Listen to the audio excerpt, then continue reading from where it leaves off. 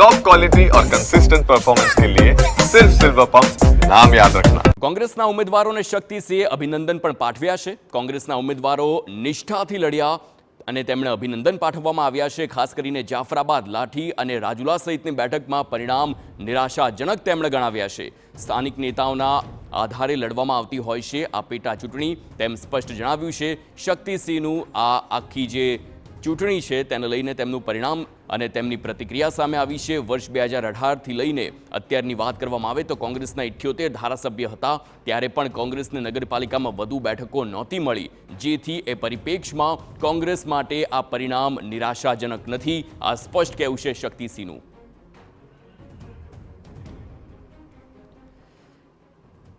તો આ સમગ્ર મામલે વાત કરવા સંવાદદાતા નરેન્દ્ર રાઠોડ જોડાયેલા છે। નરેન્દ્ર, શક્તિસિંહનું એક નિવેદન, તેમના માટે આ પરિણામ નિરાશાજનક નથી, પરંતુ આપણે આખા ગુજરાતના પિક્ચરની વાત કરીએ તો કોંગ્રેસનો સફાયો થઈ ગયો હોય તે સ્પષ્ટ જોવા મળી રહ્યું છે।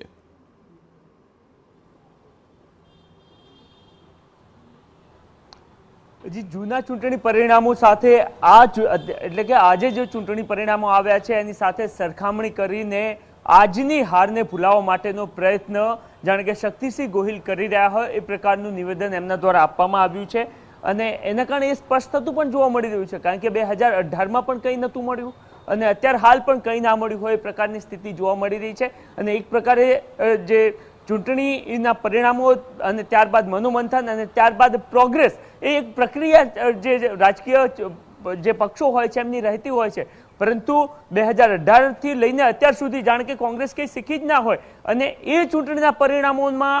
આજે જે ચૂંટણીના પરિણામો આવ્યા છે એની સાથે સરખામણી કરીને જાણે કે કંઈ જ ના બન્યું હોય અથવા તો આત્મમંથન કરવાની જરૂર નથી અને નિરાશ થવાની જરૂર નથી, એ પ્રકારનું એક નિવેદન એમના દ્વારા આપવામાં આવી રહ્યું છે। ખરા અર્થમાં ચિંતાજનક બાબત એટલા માટે છે કારણ કે જો 2027ને, કારણ કે રાહુલ ગાંધીએ એક ચેલેન્જ વડાપ્રધાન નરેન્દ્ર મોદીને લોકસભામાં આપી હતી કે 2027ની વિધાનસભાની ચૂંટણી કોંગ્રેસ ભારતીય જનતા પાર્ટીને હરાવવા માટે જઈ રહી છે અને જો એને સત્તાની ફાઇનલ કોંગ્રેસ ગણતું હોય તો આ ક્વાર્ટર ફાઇનલ હતી, કારણ કે આગામી વર્ષે સ્થાનિક સ્વરાજ્યની અન્ય એક ચૂંટણી પણ થવાની છે, જેમાં 8 મહાનગરપાલિકાઓ અને લગભગ 30 જેટલી જિલ્લા પંચાયતની ચૂંટણી થવાની છે। તો એ પહેલા ક્વાર્ટર ફાઇનલ જે આજે જેના પરિણામ આવ્યા છે એમાં એક પ્રકારે કારમી હાર છે એ કોંગ્રેસે ભોગવવી પડી છે અને એના અનેક કારણો છે, કારણ કે છેલ્લા લગભગ 2 વર્ષથી મોટાભાગની નગરપાલિકાઓમાં વહીવટદારોનું શાસન હતું, ચાહે એમાં ભ્રષ્ટાચારના મુદ્દા હોય, પ્રાથમિક સુવિધાના મુદ્દા હોય કે એ સહિતના અનેક મહત્વના મુદ્દાઓ હતા અને તમામ મહત્વના મુદ્દાઓને લઈને કોંગ્રેસ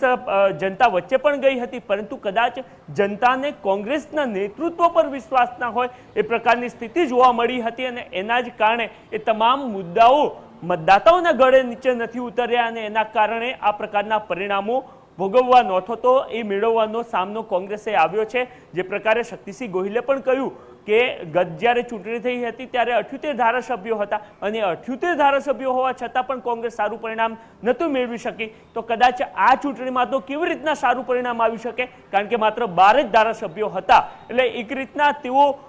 જે સરખામણી કરી રહ્યા હતા એમાં ને એમાં જાણે કે નિંદા કરી રહ્યા હોય એ પ્રકારની સ્થિતિ પણ જોવા મળી હતી। પરંતુ ખરી બાબત એ છે કે કોંગ્રેસ પાસે એ મજબૂત નેતૃત્વ નથી અથવા તો એ નાના શહેરોના જે મુદ્દાઓ છે એને ઉઠાવીને